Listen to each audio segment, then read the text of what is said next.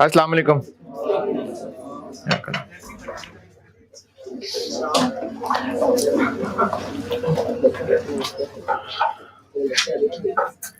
दुरूद शरीफ पढ़ लें।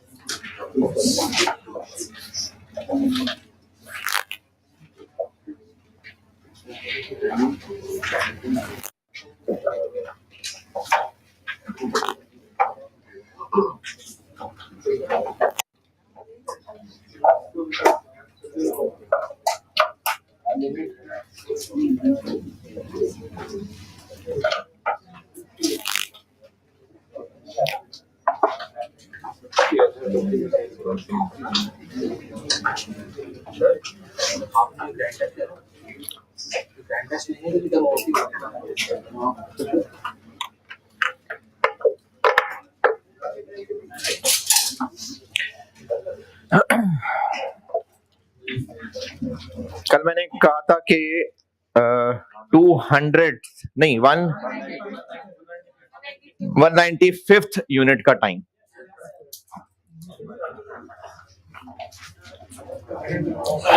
अच्छा, इस सवाल को सॉल्व किया था पहले 150 रखा था है? फिर x 195 रखा था।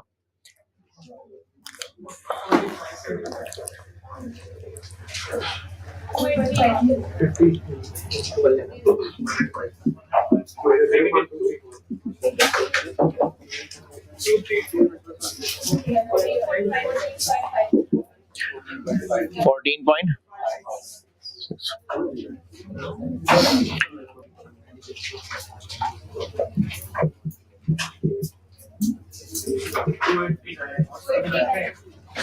283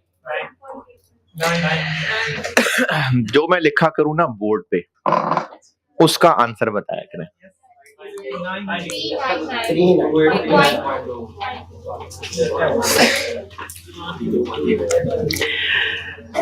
ये जो 14 घंटे है ये 195वें यूनिट का टाइम है। जब 195 पूरे बन चुके थे तो उस वक्त तक टोटल टाइम डिवाइडेड बाय 195 ये वो है। इनके टोटल और इस टोटल का डिफरेंस लेंगे तो वो क्या आएगा? इन दोनों के दरमियान कितने यूनिट्स हैं? 45। तो इसके टोटल और इसके टोटल में जब डिफरेंस लेंगे तो वो उन 45 का टाइम आएगा। तो अगर हमें 195th का टाइम देखना है तो हमें एक बार x रखना पड़ेगा 194।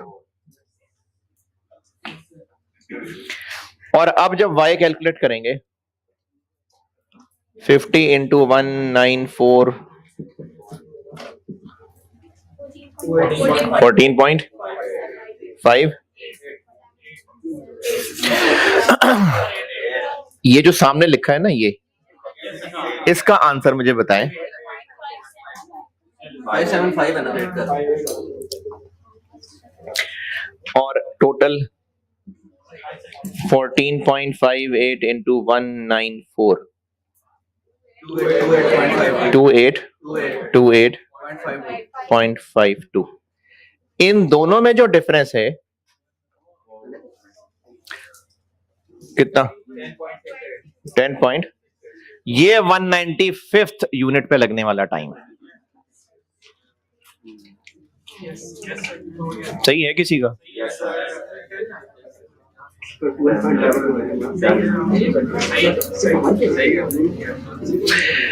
और लिखें सवाल।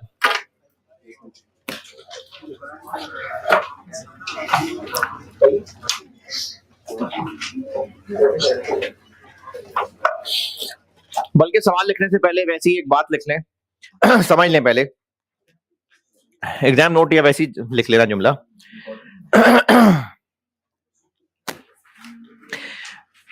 मैं एज अ टीचर अगर एक दफा पढ़ा रहा हूं तो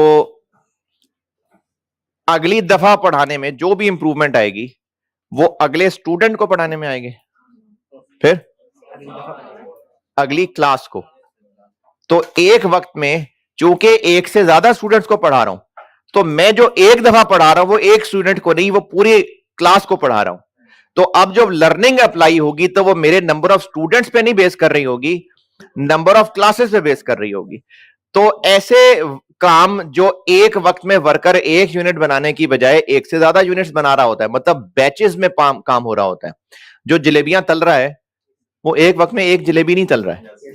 तो अगर वो एक बैच में कुछ यूनिट्स बना रहा है तो उसका जो लर्निंग का इफेक्ट होगा वो नंबर ऑफ यूनिट्स के हिसाब से नहीं चलेगा, वो नंबर ऑफ बैचेस के हिसाब से चलेगा। तो अगर सवाल में प्रोडक्शन बैचेस में होती है तो ये ए वाई ये नंबर ऑफ बैच के हिसाब से होगा। एक्स क्या होगा? X number of batches. तो अगर प्रोडक्शन बैचेस में होती है तो एक्स नंबर ऑफ यूनिट्स की जगह नंबर ऑफ बैचेस हो जाएगा। ये लिख लें।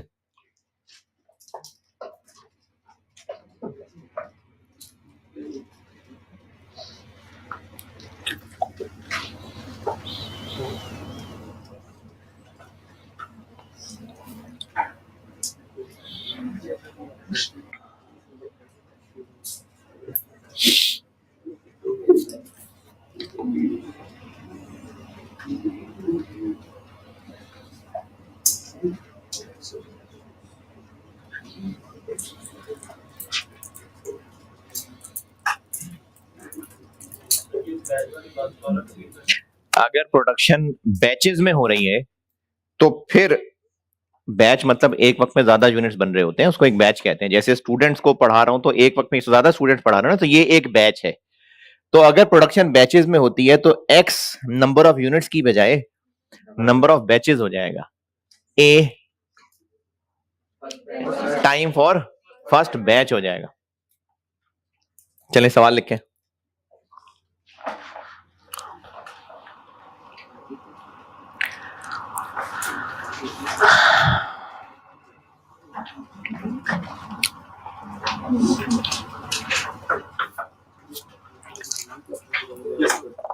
Total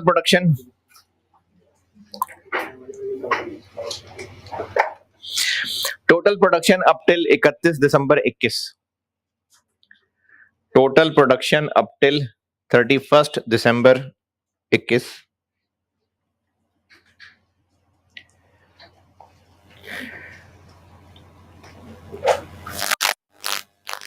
180 units. 180 units. Budgeted production for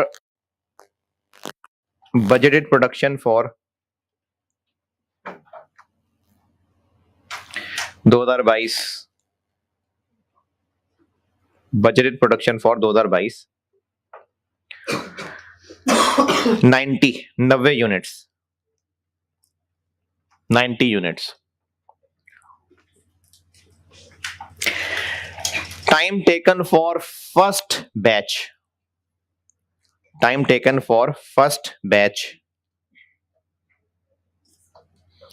60 hours. 60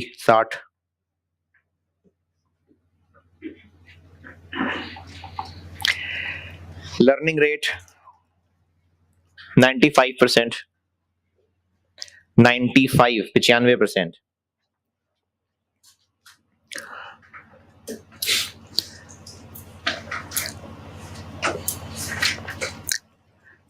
units are produced in batches of 30 units each। 30 units are produced in batches of 30 units each।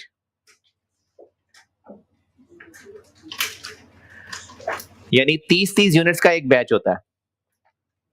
Required है आपसे budgeted hours for 2022।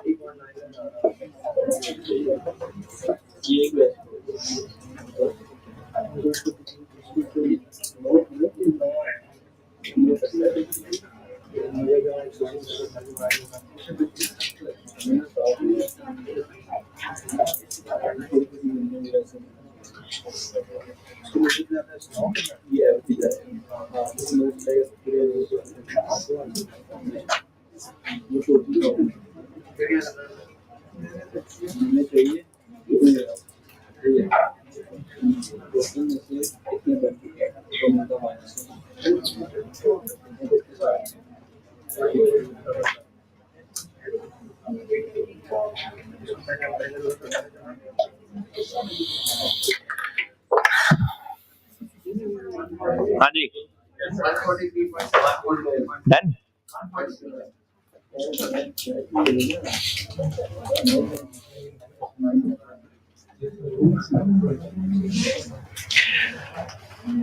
पिछले साल तक कितनी प्रोडक्शन हो चुकी थी? 180 यूनिट्स, यानी 6 बैचेस,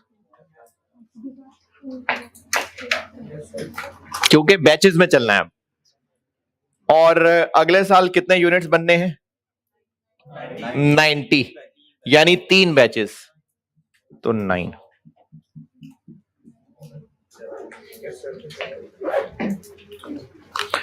और इस पे सॉल्व करेंगे तो y आ जाएगा 60 इंटू 6 पावर पॉइंट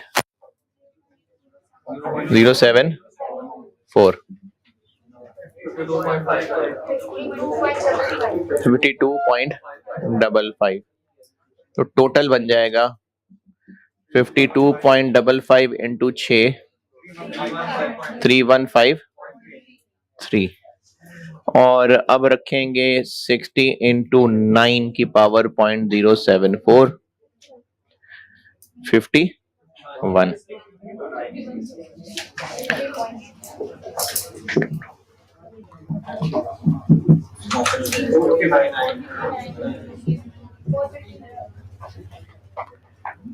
बस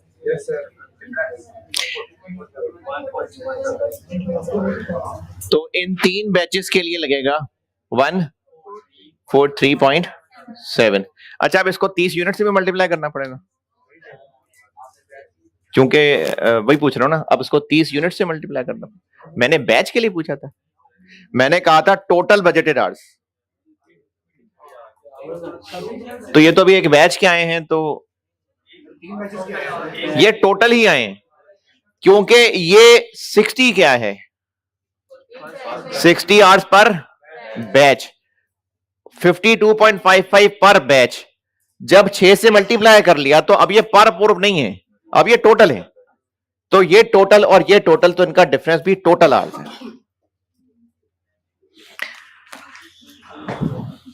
ठीक है, डन।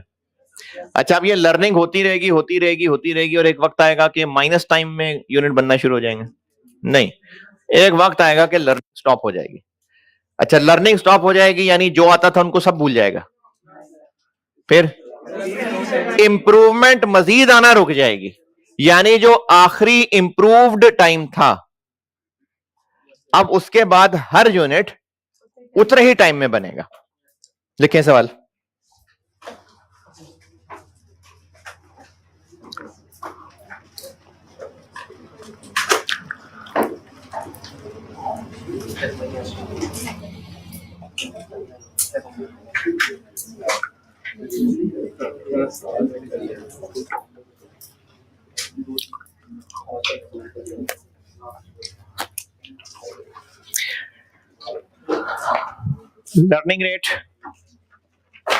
लर्निंग रेट 90%, 90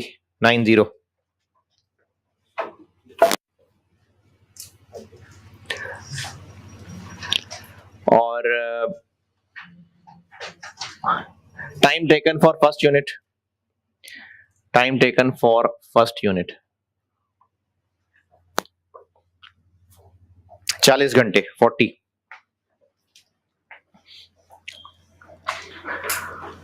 और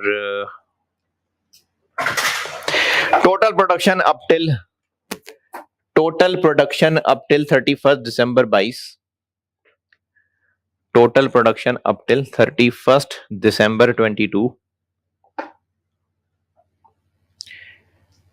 110 यूनिट्स, 110।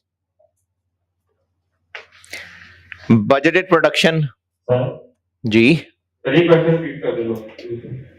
अच्छा जी। लर्निंग रेट बताया है 90% और क्या बताया? Time taken for first unit 40 घंटे 40।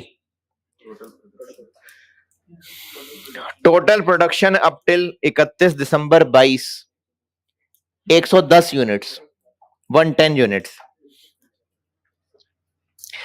Budgeted production for 2023, budgeted production for 2023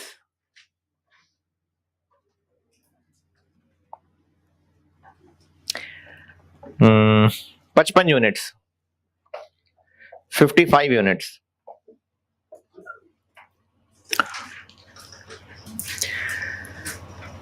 Learning is expected to stop. Learning is expected to stop after production of. Learning is expected to stop after production of 150 units. 150 units. Budgeted labour hours required है आपसे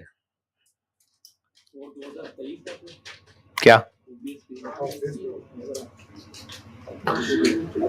budgeted labour hours for 2023 required है।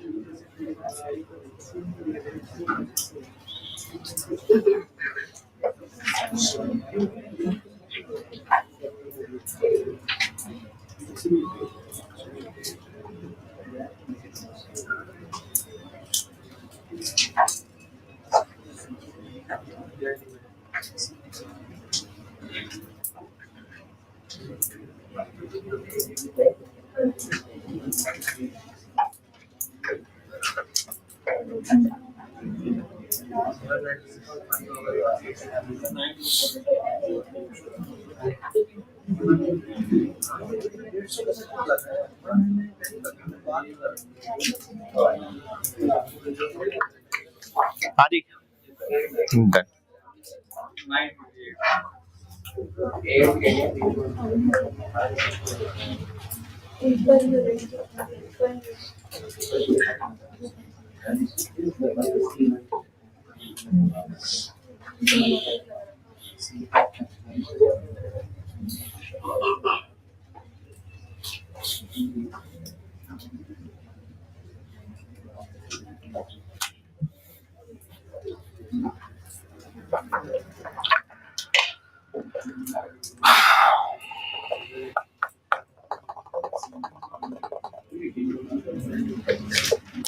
कितना अर्सा लगेगा?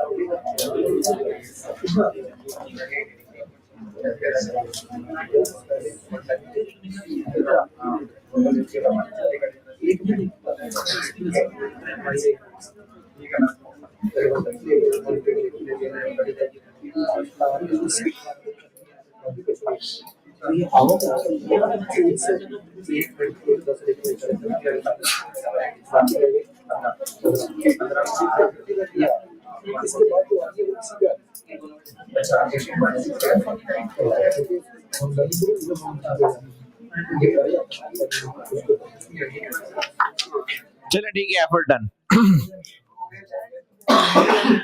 पिछले साल कितने बन गए थे? 110।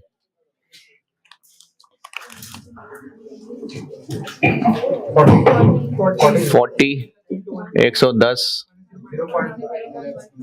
152 19 तो टोटल बन जाएगा 110 इंटू 19.58 215 3.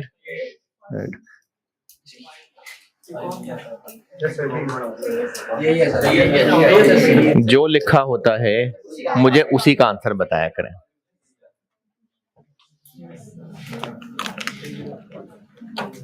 कितने यूनिट्स बनाने?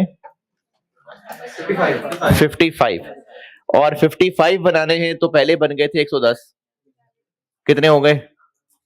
55 में ला लें तो अगर आपने यहाँ 165 रख दिया तो कैलकुलेटर आपको नहीं कहेगा शर्म करो, आपको खुद ही करनी पड़ेगी। 150 से ज्यादा नहीं रख सकते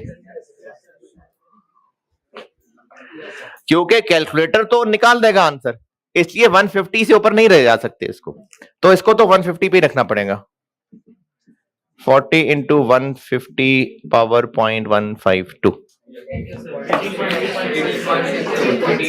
अगर किसी ने 165 रखा है ना तो वो तो फार्मूला तो 165 तक ले जाएगा इंप्रूवमेंट, हालांकि इंप्रूवमेंट 150 तक है मैक्सिमम जानी है। 18.68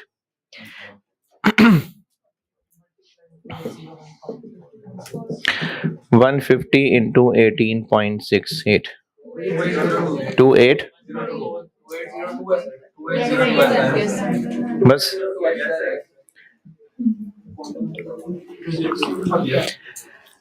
ये जो 18.68 है ये 150th यूनिट का टाइम है नहीं। अब से ऑनवर्ड जो बाकी बनेंगे वो सब इतनी देर में बना करेंगे। इसके लिए आपको 1/50th का टाइम निकालना पड़ेगा, यानी x 149 रखना पड़ेगा।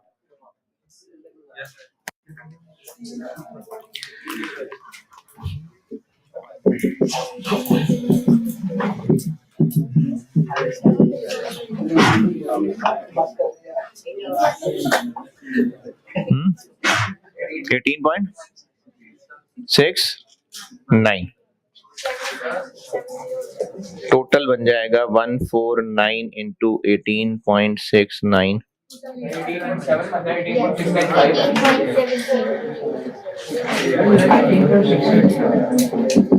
जी 2786 पॉइंट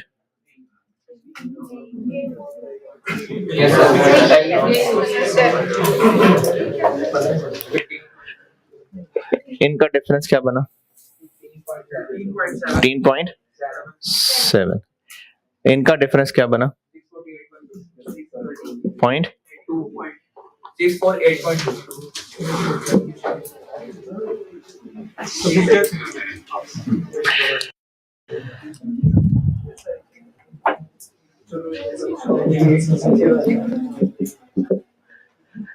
टोटल कितने बजटेड प्रोडक्शन 55, लेकिन उनमें से जो पहले 40 यूनिट्स हैं उनके लिए टोटल इतना टाइम लगेगा 648.2 और जो अगले 15 हैं चूंकि आखिरी इंप्रूव्ड टाइम यही है तो वो सारे के सारे हर एक इतनी इतनी देर में बनेगा। तो नेक्स्ट 15 के लिए 15 इंटू 15.7 235.5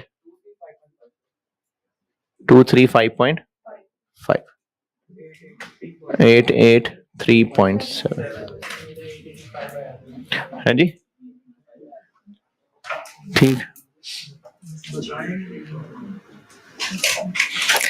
बताइए जी इसमें क्या मुश्किल परेशानी सही हुआ था किसी का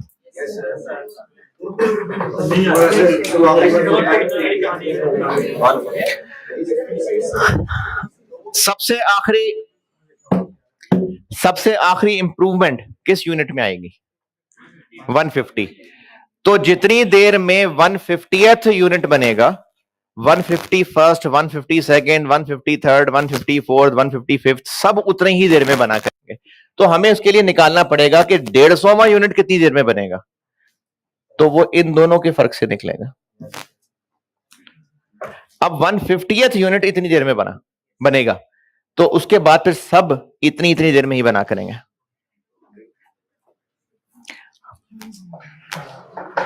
हाँ भाई क्या समझ नहीं आया, कुछ भी समझ नहीं आया, कुछ भी नहीं आया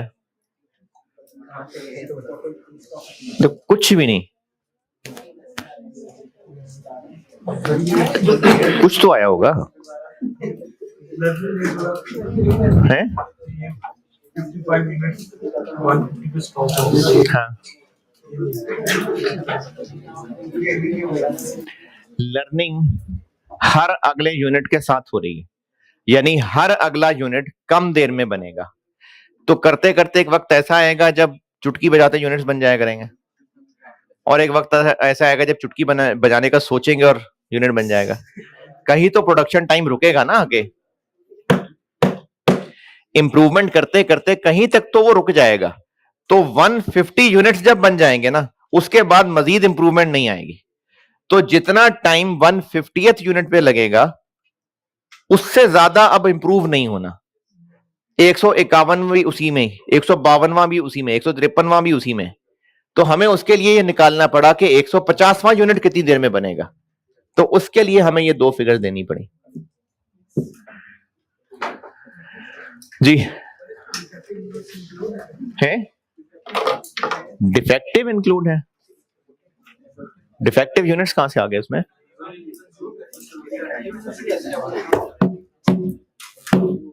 पहली बात ये अभी हुआ नहीं है, अभी ये हुआ नहीं है, अभी ये यूनिट्स बनाने ना। अभी तो हम ये सोच रहे हैं कि क्या होगा जब यूनिट्स बनेंगे तो कितने घंटे में बनेंगे। अब अगर आप ये कह रहे हैं कि वर्कर जो यूनिट्स बनाना शुरू कर रहे होते हैं उनमें से कुछ खराब भी हो जाते हैं, फिर उनको दोबारा कोशिश करनी पड़ती है, तो वो ऑलरेडी इसके अंदर शामिल था 40 घंटों के अंदर। एक यूनिट बनाने में अगर उसको 40 घंटे लगे हैं तो विद ऑल एफर्ट्स 40 घंटे में बन गया। सही, बनाना शुरू किया होगा, फिर टूट गया होगा, फिर दोबारा बनाना शुरू किया होगा, तो एक बनाने में 40 घंटे लगे। अब इसको बैचेस में करते हैं कन्वर्ट। सवाल लिखें। है जी, इंक्रीज से क्या मुराद है?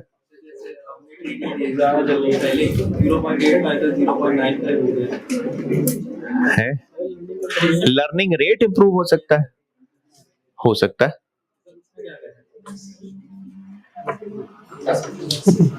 पता नहीं, ये थ्योरी महदूद है यहां तक।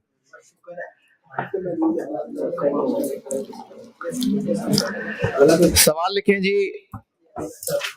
टोटल प्रोडक्शन अप टिल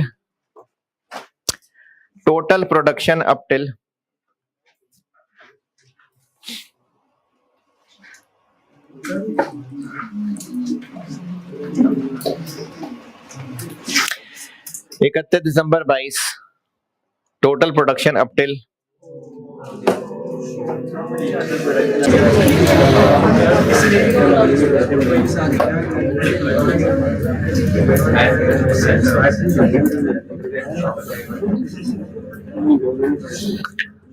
हाजी हो गया वो।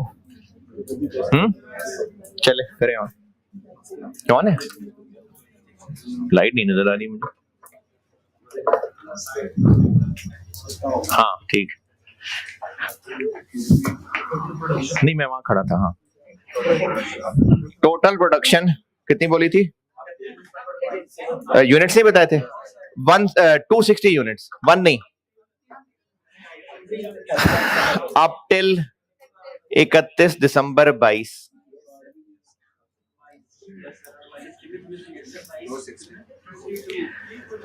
260 units, 260 units.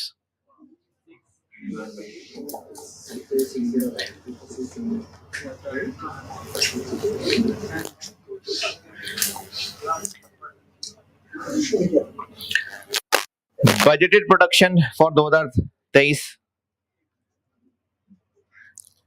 Budgeted production for 2023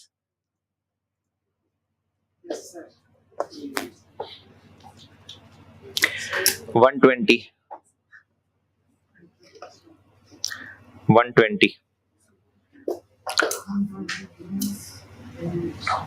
learning rate 90%।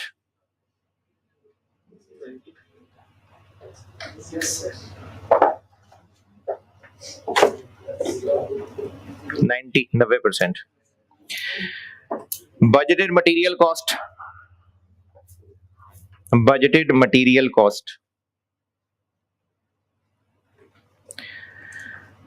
300 रुपए per unit, ₹300 per unit. Budgeted wage rate,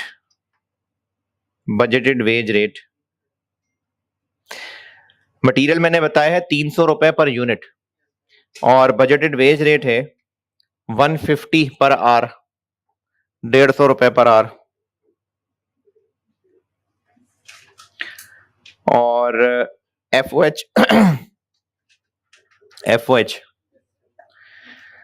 25 रुपए per hour, ₹25 per hour, ₹25 per hour. ए बता दिया मैंने। टाइम फॉर फर्स्ट बैच, और ब्रैकेट में लिखें 20 यूनिट्स, 20 यूनिट्स, और टाइम है इसका 70 घंटे, 70 आवर्स। रिक्वायर्ड है आपसे बजटेड कॉस्ट ऑफ प्रोडक्शन,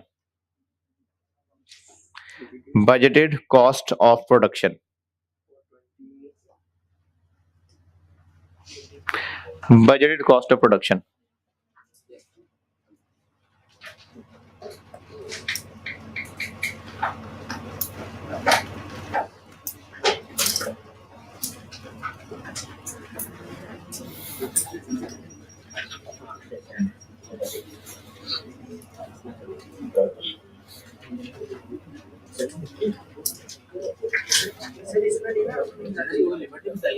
क्या मैंने लिमिट नहीं बताई? Learning will stop, learning will stop. नहीं सारा क्यों खराब हो गया? अभी तो इतना ही लिखा होना है आपने, अभी तो नीचे लाइन भी नहीं लगी होनी। Learning will stop after production of, learning will stop after production of 15 batches, 15 batches.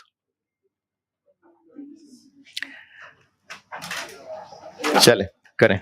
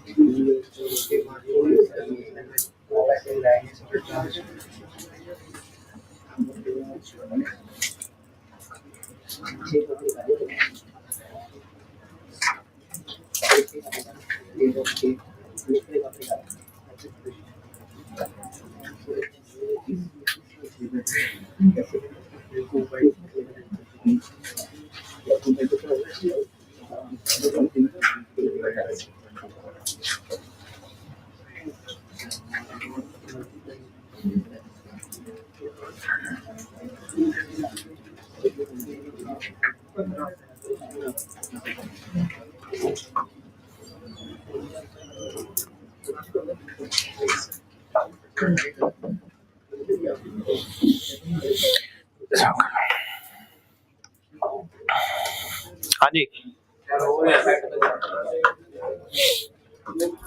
करें करें करें करें जल्दी करें। 4 बैचेस आ रहे हैं। हम्म, 4 बैचेस आ रहे हैं।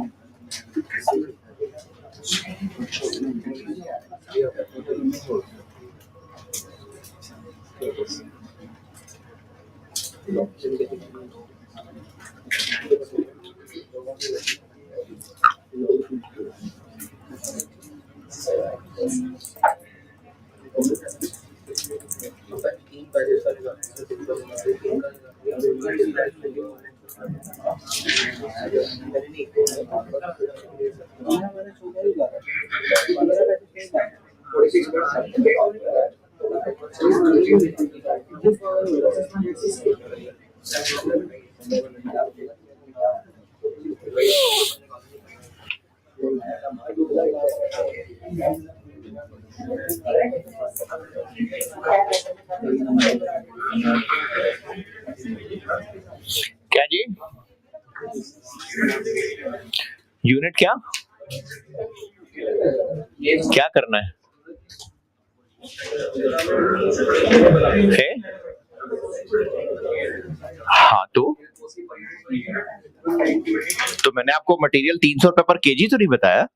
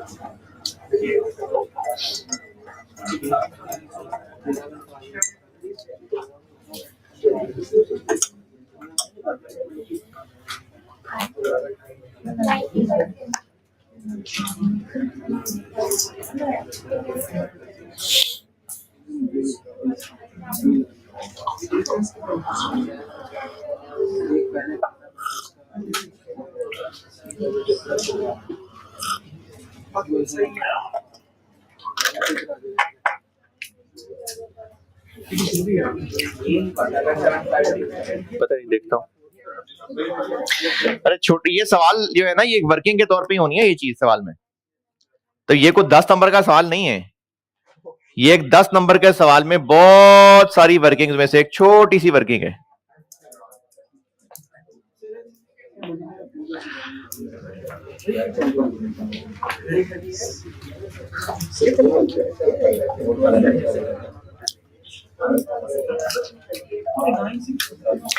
हाँ जी, डूइंग है डाइंग।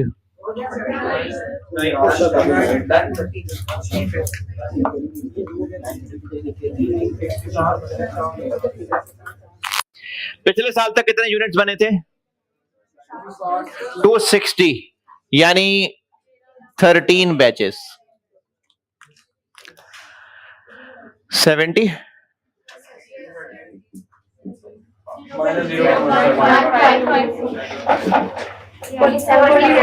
47.40 टोटल बन गया। 13 इंटू 47.40 616.2। लर्निंग कहां रुक जाएगी? 15। तो हमें फिर इसको 15 और इसको 14, यानी 13, 14, 15।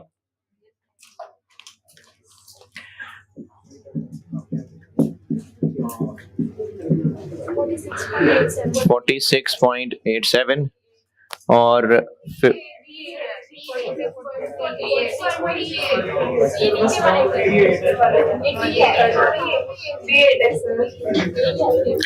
46 पॉइंट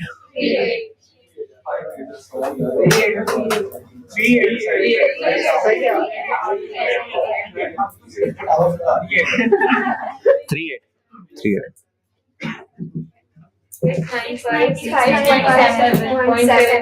7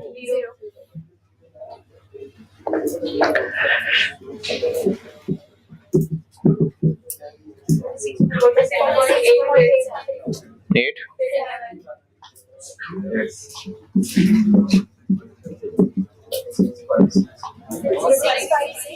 656 1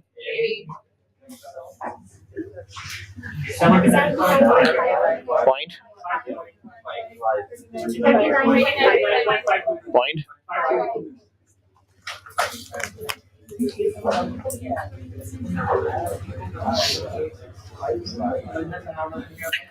पहले दो बैचेस के लिए 79.5 और नेक्स्ट 4 के लिए 4 इंटू 39.52 टोटल 120 बनाने हैं ना, यानी टोटल 6 बैचेस, तो पहले दो और अगले 4 158.237.58 तो बजटेड कॉस्ट ऑफ प्रोडक्शन आ गई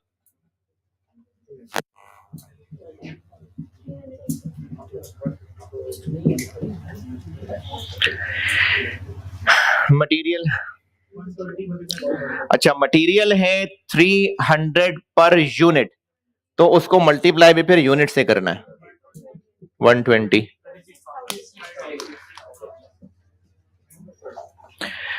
और लेबर है 150 पर आर, तो उसको आर से मल्टीप्लाई करना है 237.58 35637 और FOH को 25 रुपए पर आर।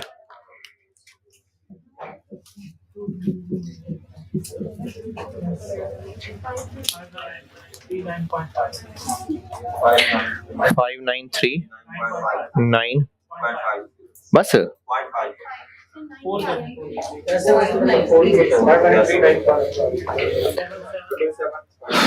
टोटल तो कर ही लेंगे। सवाल लिखें लिखें अभी चल रही है क्लास, बहुत सारी क्लास रहती है अभी है।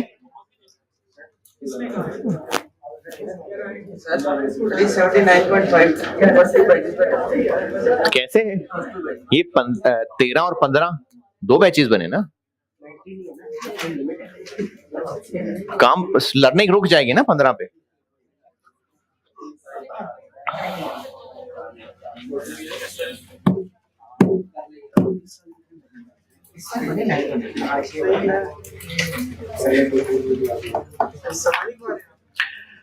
जी सवाल लिखवाने के लिए पर तोल रहा हूं।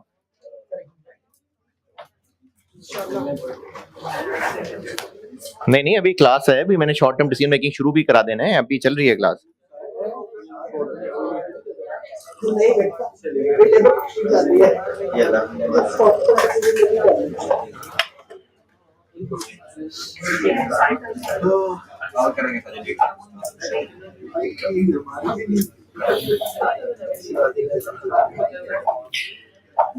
चले लिखिए सवाल। टोटल टाइम, सवाल है टोटल टाइम फॉर पहले 50 units, total time for first 50 units, 50 कह रहा हूं, 4500 hours, 4500 hours, 4500 hours. Total time for first 100 units,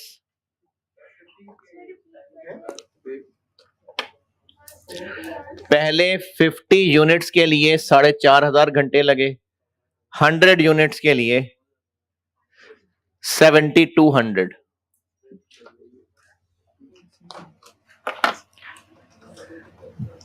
learning rate बताएं।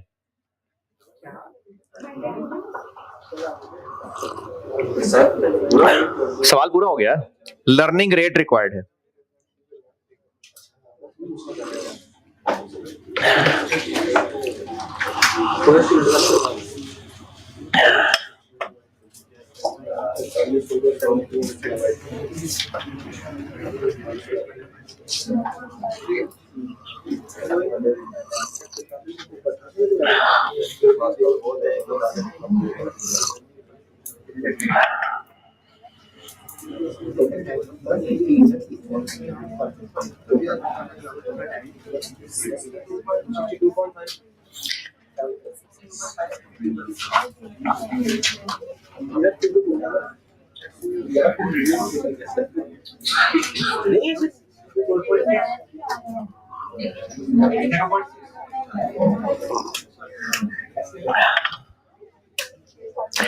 इसका जवाब किनारे पे पड़ा है, आप लोग अंदर उतरते जा रहे हैं।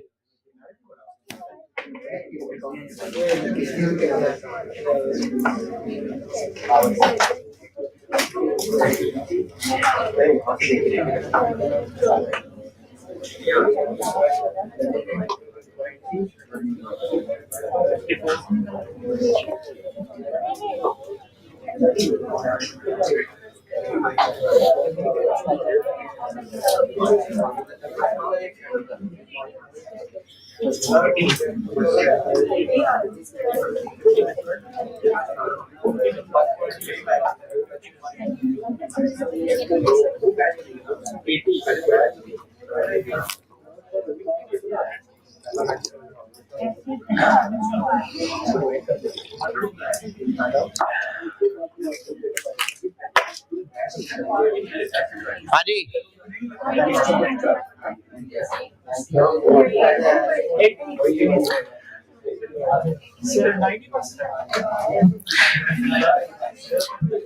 ABCD के चक्कर में पढ़ेंगे तो गलती कर जाएंगे। मैंने ये टॉपिक जब स्टार्ट किया था ना, तो वहीं स्टार्ट पे इसका जवाब पड़ा हुआ है।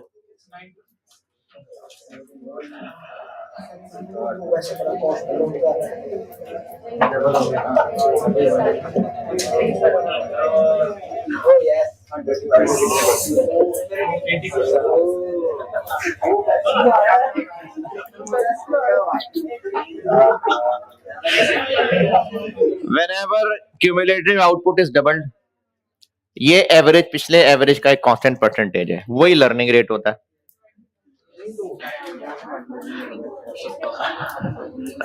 लर्निंग कर्व खत्म,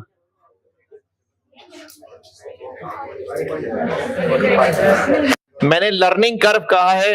अगर किसी को क्लास सुनाई दे रहा है तो वो गलत है। मैंने कहा है लर्निंग कर्व खत्म।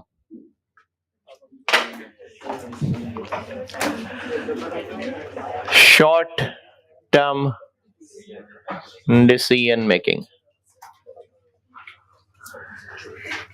ये आईकैप की बुक में 2 चैप्टर हैं, मैं उनको ना मिला के एक टॉपिक ही पढ़ाता हूं। चैप्टर 15 और चैप्टर 16।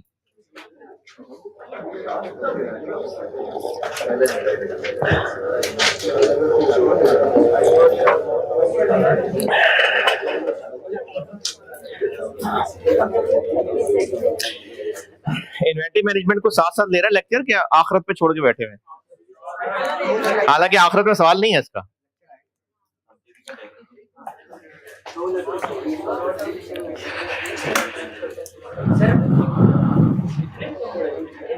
क्या नहीं नहीं, अभी भी रहते हैं जी, हैं अभी है, और वो भाई है ना, है अभी है, बस चल रहा है जो चलता रहे। अभी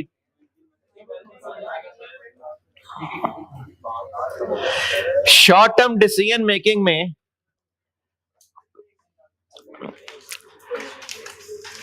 मैं इसको ना दो हिस्सों में तो नहीं कह रहा, मैं शुरू में आपको बस जनरल डिसीजन मेकिंग का आइडिया दूंगा और कुछ ऐसे सवाल करेंगे जिसमें बस इतना आइडिया हो जाएगा कि डिसीजन मेकिंग क्या है। उसके बाद कुछ स्पेसिफिक टाइप्स ऑफ डिसीजन है जिन पे सवाल आते हैं, जैसे अब लिख दूंगा बाद में, वैसी जबानी बता रहा हूं। स्पेशल ऑर्डर है, और मेक और बाय डिसीजन है, और उसके अलावा कंटिन्यू और शट डाउन है। बाद में लिख दूंगा, मैं चुपके लिखने की जरूरत नहीं, मैं बाद में लिखूंगा प्रॉपरली।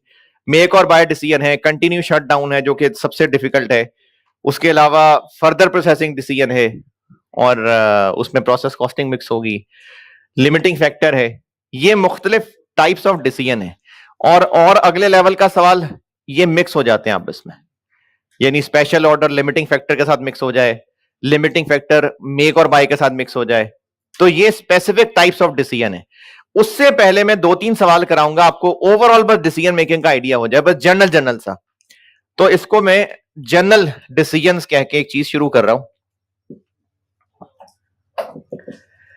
फिर जब स्पेसिफिक डिसीजंस पे आएंगे ना तो लिस्ट बनाऊंगा पूरी। इसमें आपको एग्जाम पॉइंट ऑफ व्यू से दो ही चीजें हैं जो इसमें पूछी जा सकती हैं।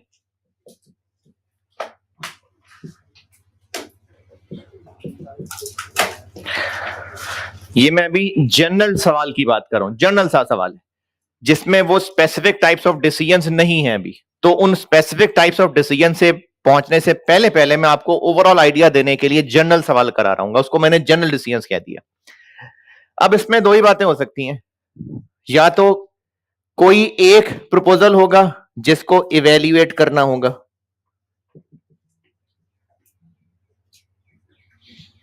हो सकता है कस्टमर की तरफ से एक ऑर्डर आया हो कि हमें फलाना काम कर दें, आप इतने पैसे देंगे आपको, तो हम उस कस्टमर के प्रपोजल को इवेल्युएट कर रहे होंगे। क्या मतलब इवेल्युएट कर रहे होंगे, करना है कि नहीं करना। तो या तो किसी एक का हां या ना होगा, या फिर हो सकता है कि आपको सिलेक्ट करना पड़े मल्टीपल ऑप्शंस में से।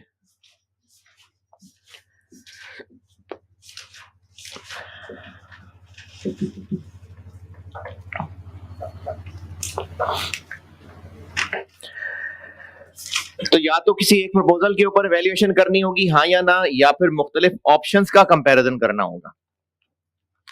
तो इनमें से जो भी हुआ उसका डिसीजन रूल ये होगा, यानी तरीका कह लें ये होगा कि अगर तो ये इवैल्यूएशन वाली बात है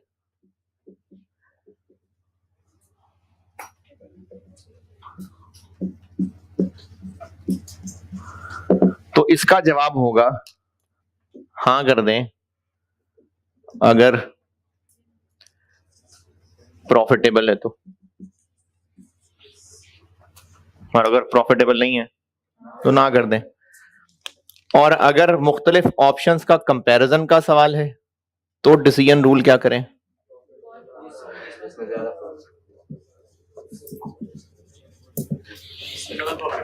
अगर जो ऑप्शंस हैं वो सब प्रॉफिटेबल ऑप्शंस हैं तो जिसमें ज्यादा प्रॉफिट आए, और अगर ऑप्शंस हैं ही कुछ खर्चों की तो जिसमें कम खर्चा आए, तो इसमें हम लोग उस ऑप्शन को एक्सेप्ट करेंगे, the option with highest total profit या फिर लोएस्ट टोटल कॉस्ट।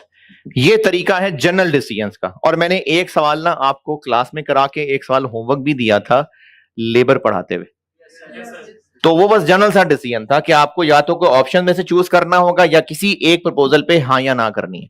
तरीका यह है कि अगर ये प्रॉफिटेबल है तो हां कर दें, ऑप्शंस का कंपैरिजन है, प्रॉफिटेबल ऑप्शंस हैं तो जो इसमें ज्यादा प्रॉफिट है, और खर्चों वाली ऑप्शंस हैं तो उसमें कम खर्चा है।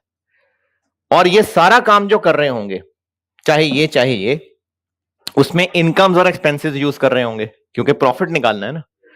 तो चूंकि डिसीजन मेकिंग है तो सिर्फ वो इनकम्स और एक्सपेंसेस इस्तेमाल करेंगे जो रेलेवेंट फॉर द डिसीजन है।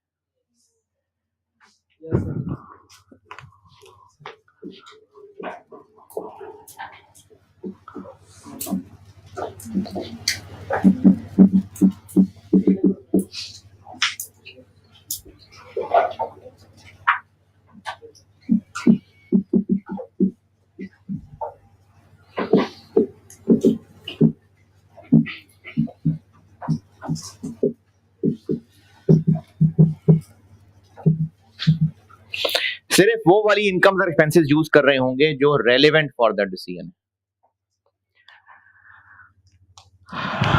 और ये कैसे पहचानेंगे कि रेलेवेंट है कि नहीं, इसके लिए कुछ टिप्स बताऊंगा कल इंशाल्लाह। चले ठीक है जी, नमाज पढ़ फिर इन्वेंटरी मैनेज करते हैं।